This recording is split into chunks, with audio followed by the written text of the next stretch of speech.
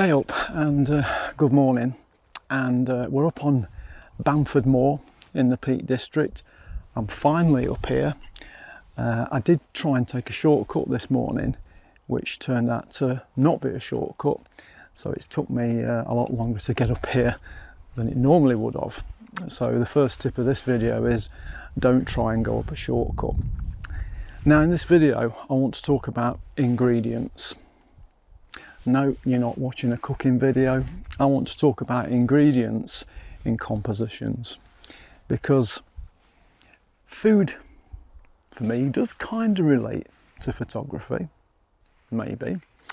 So I've got a composition I've set up, and one of the ingredients in this is a stone wall. And stone walls are great because for me they do two things. One, they're a great leading line into the image. They're also what I'll call a colour breaker.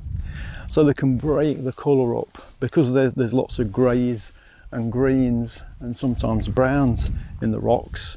They can break the scene up and divide it up. Particularly if you're high up looking down on a landscape, they do a great job of breaking that scene up. So we've got a first composition, we've got a recipe actually. Let's think of a composition as a bit of a recipe. So ingredient, stone wall. Ingredient, down there, Lady Bower Reservoir. Ingredient, landscape and light. And I'm going to have to move because the light is just going where I wanted it to be. And it's now lit up. And I'll start to show you the picture now. It started to light up the forest or the woodland on the left hand side of the image. So looking at this image, we've got the stone wall, ingredient number one, which leads us down into the image. Ingredient number two is a very low level Lady Bower Reservoir. And ingredient number three is that landscape behind. And you could say there's an ingredient number four, and that could well be the light that's currently falling down. I'm just going to try and adjust my composition a little and go a little bit wider. And I can't quite, that's not going to work. Let me show you this. I've just put this shot up where I tried to go wider, and there's now too much foliage in the left hand side of the shot. So just before you ask, I'm not on some new medication or anything. I'm perfectly fine. And there is kind of a serious point to this, and it's a way of thinking about your composition. So if we look back at what we've took so far, we've got some raw ingredients. So I always shoot in raw, and when you shoot in raw you need to go and use some editing software to bring out that raw image or to cook the image. So let's take an image into Lightroom, and when you put your image in Lightroom, just like when you put your raw ingredients into the oven, the way you cook them can either make them look good or make them look bad. So in this example here, we can see the more we move the sliders to the right, we overcook the image, and the more we move the sliders to the left, we undercook the image, and it comes out raw, and nobody likes to eat raw food. That's raw images.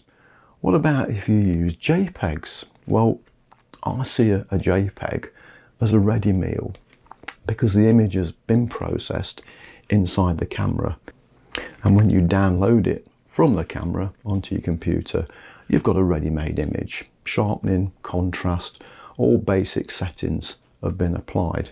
So yeah, it's a ready meal. If you try and load it into your software, there's not as many changes you can make. The changes are very subtle, just like if you had a ready meal itself. It's in the microwave, 5 minutes, it's done, it's ready to eat. Let's go back onto the moor. Weather-wise today, Forecast is 90% rain. At the moment, oh God, that light, sorry, that light's good again.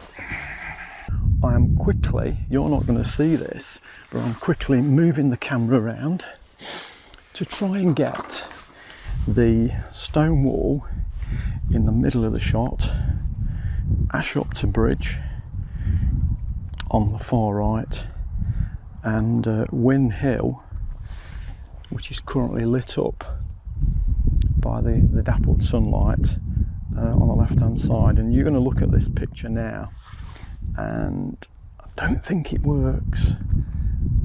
I don't think it works from this angle. Now, the reason I'm kind of rushing is because we might not see this light the rest of the day because of the forecast, 90% rain. This could be all the light we get. So what I'm going to do as well, again, you can't see me, I'm just going to move further back.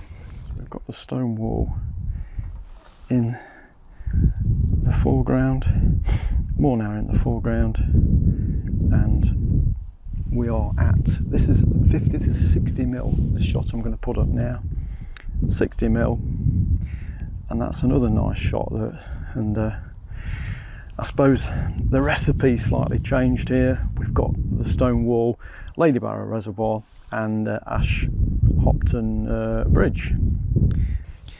Okay, so we've got this shot done, we've got this recipe done. Shall we call this the starter of the meal? Let's go right up to the top now and see if we can get the main meal. Look at the light coming out. Oh. Now, one thing I didn't share with you in the video was a little disaster that I had with my tripod. When I was getting set up on the moor, I suddenly found one of the legs was jammed and I couldn't get it out. So I ended up having to use the tripod on its lowest setting. And as you'll see later in the video, that hampered me getting the shots I wanted to get. And I'm a tripod lover. I think it really disciplines your photography. It makes you think, it slows you down. But I also, as well, do like doing handheld photography. So I'm not a fixed tripod user. I will use both, but the majority of the time I will use tripod. So I was handicapped by this faulty tripod. I've had this a good few years. It's been a great tripod. When I got home, I managed to get the leg out, and unfortunately it had broken. And thank God this happened now. Thank God this didn't happen when we got all the way up to Scotland, where we're going soon, because that would have been a disaster, because I am probably going to use the tripod quite a bit on the Scottish trip. So I ended up buying a tripod replacement. I've not been out and used it yet, but it's a Benro. It's got a complicated name and number, so we'll probably talk about this in Scotland. And I was always going to have a Benro tripod. That was going to be my next tripod. I have a Benro ball head B3, so I was always going to migrate onto a Benro tripod.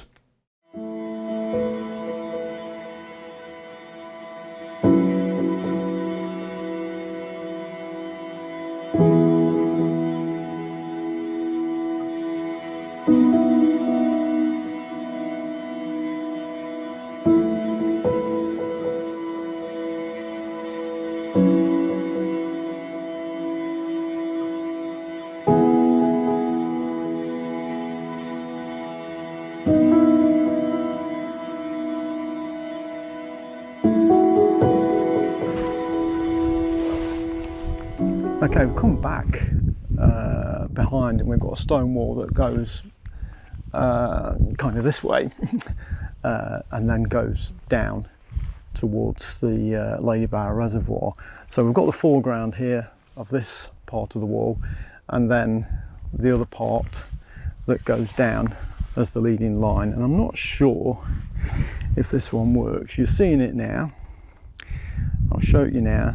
And this one's at 28 mil, and what I'm going to do is pull in to what do we go? We're going to 50 mil, and I think that looks a bit better because it's compressing the landscape down. The wider view maybe doesn't work. I don't know until I see it on screen, and maybe I can crop it. Maybe it'll look better, but certainly at 50 mil, this is looking more promising. Now, what's probably happened today is everybody's looked at the weather forecast today and gone 90% rain. I'm not going out into the Peak District because there's absolutely nobody up here. And down in the Heatherdean car park, there was probably 3 cars, and that was at 9 o'clock. So I think, God, this is such an example to me, because this is one of them days where I would have normally looked at the forecast, gone 90% rain, no chance, I ain't going out, I'm stopping in bed. And look at this, I've come out, we've got lovely sunshine, we've got clouds. It's a bit windy, but I'm not too worried about that. Okay, this stone wall now is allowing us to be really creative, because every so often we've got these dips in the stone wall where it's just deteriorated, and those dips make a nice frame to frame up parts of the countryside. So let's look at this next shot. So you probably can't see this next shot on the video, and it's very much going to be a once I've cropped it, it's going to be a pano shot. I might even do a pano shot of it. So I'll put up the shot for you. So from the left hand side, in the upper left, we've got Win Hill. Going down, we've got a gap in the wall. Then we've got stone wall. Then to the right, we've got another gap. Then more stone wall, then a gap, and then we've got Ashopton Bridge sitting there, lit up. Now, I want to adjust slightly so we can see this first shot is not quite right. So I want to see if I can just adjust a little and get the landscape in and not lose the bridge. Going that way is not working. If I disappear from view, I do apologise. I think this problem I've now got is to do with not being able to get my tripod high enough. Let's see if we can get it high enough to do what I want to do. Okay, next composition, and it's a change of recipe. So we've lost the stone wall. We have got some rocks around us, but I can't quite get back into a position to get a shot to get the rocks in at the minute. And what I'm concentrating on is the scenery in front of us. So I've actually zoomed in, and I have got in the image, top left, we've got Win Hill. Then in the middle, we've got Lady Bower Reservoir and Ashopton Bridge to the right hand side there, and the scenery beyond. What I do like in this shot is this diagonal line, and I've took this shot before when I came here to take the heather in a previous video. So this shot's not new, but I'm taking it slightly different. I was using my 14 to 24 when I came here before. I've not bought it today because of trying not to carry too much weight. I have got my 70 to 200 on, so I'm going to get some 70 to 200 shots in a minute. But right now, this, if I couldn't have fitted this shot in, I was going to do a pano.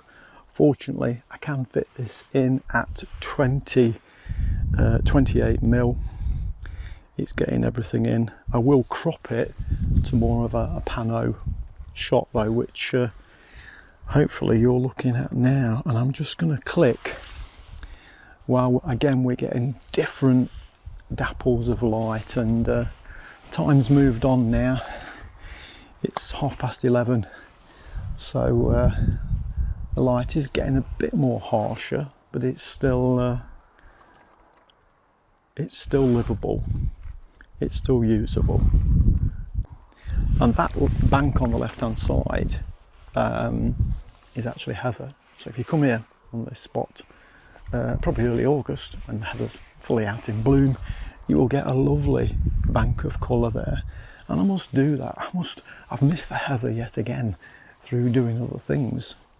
But I actually like the heather when it's kind of gone the other side, as it starts to die away, because it gets a nice browny orange, and that browny orange takes us into autumn. I really hate this rock here. Anyway, I've got the 200mm lens on now, and we lost the light then.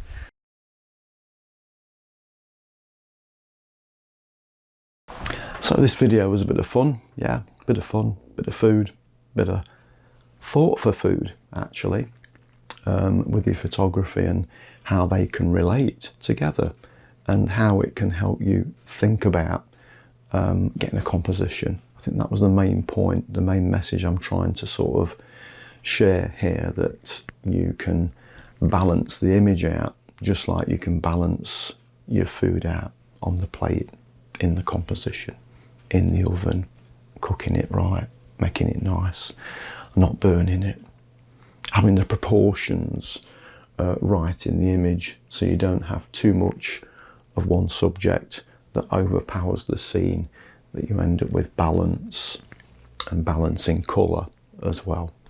So, bit of fun, but we're also with a serious message. Okay, planning for Scotland. Why do I plan? Well, I always plan. I enjoy planning things, whether I'm planning things at work or I'm planning a trip, and I will plan a day trip meticulously from start to finish. I'll plan a 2-week holiday abroad meticulously, start to finish. And so the Scottish trip is no different. In fact, I've probably done more planning on this trip than any other trip. In effect, I've over-planned.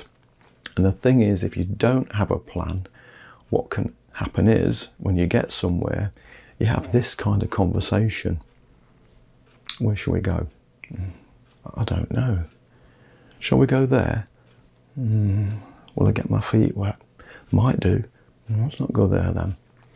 And you spend time discussing where you're going to go, what you're going to do. And for me, that's quite frustrating. So we don't have any of that. When I showed Helen the kind of the plan for Scotland, and she read it, she said that it looked like, instead of a holiday, she was joining the army for 5 days. And yeah, when you read through some of it, it is a bit like that.